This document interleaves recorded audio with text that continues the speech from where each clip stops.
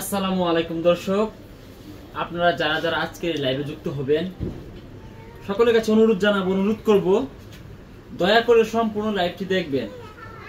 আজকে আমরা আমাদের শেরপুর জেলার দুইটি ভাইয়ের পাশে দাঁড়ানোর চেষ্টা করব।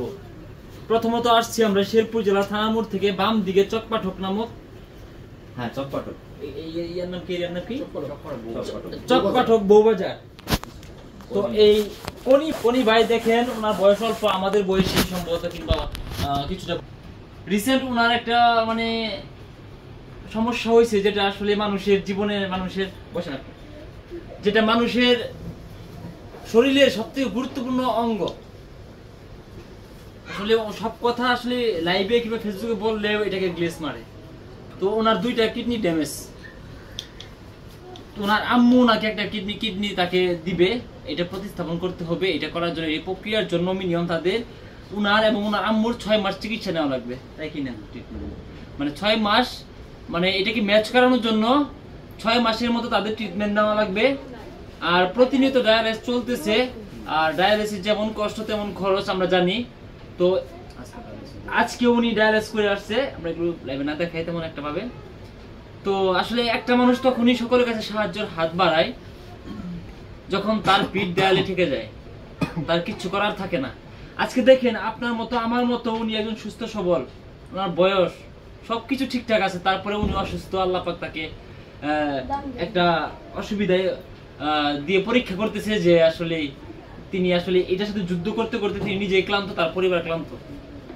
তো এর পাশাপাশি আরেকটা কথা বলবো, লাইভটা সম্পূর্ণ দেখবেন। এখানকে আমরা এই জায়গায় লাইভ শেষ করে আরেকটা জায়গায় যাব, ওই জায়গাটা আমি একটু অ্যানাউন্স দিয়ে রাখি, কেউ লাইভ থেকে যাবেন না, সম্পূর্ণ লাইভ দেখবেন। আমাদের শেরপুরে এক চার দোকানদারের ছেলে, নাম হচ্ছে তামিম, বয়স 8 থেকে 9 বছর বয়স, নাম হচ্ছে তামিম, ছোট একটি ছেলে।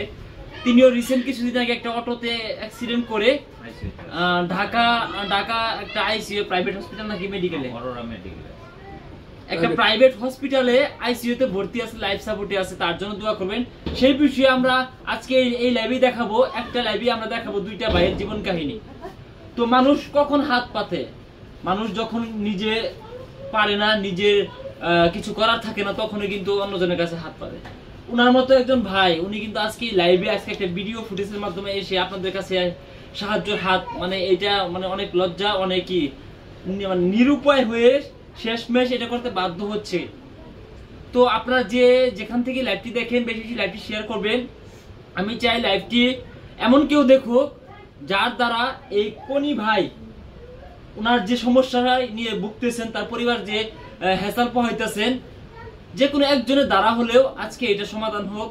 আল্লাহ পাক কাউকে উসিলা করে একটা মাধ্যম বানিয়ে দেখ, যার মাধ্যমে এই ভাই নেট সমস্যা, কথা শোনা যেতেছে না, ঠিক হয়ে গেছে, গ্রামীণ নেট সমস্যা করতেছে।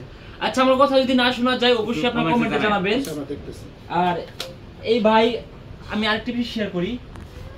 ভাই সম্ভবত রিসেন্ট কিছুদিন আগে তার বিয়ে ঠিক হয়েছে, তাই না ভাই? হ্যাঁ, কাবিনও হয়েছে, কিন্তু উঠাই নেওয়া আশা হয় নাই। চিন্তা করেন, ভাগ্যের আসলে কি বলবো, আসলে সৃষ্টিকর্তা ভাগ্য কোথায় নিয়ে যায়। দেখেন, উনি নতুন বিয়ে করছে, কাবিন হয়েছে, এখন উঠায় আনা হয় নাই। এর মধ্যে উনার এমন একটা সমস্যা, একজন লেখছে 500 স্টার দিতে চাই। হ্যাঁ, অবশ্যই দিবেন, সমস্যা নাই। আবার কি রিমাইন্ডিং আছে, এটা তো সমস্যা। আচ্ছা, কি কোনো নেট সমস্যা করতেছে। হ্যাঁ, এই আমরা একটু লুকগুলো এখানে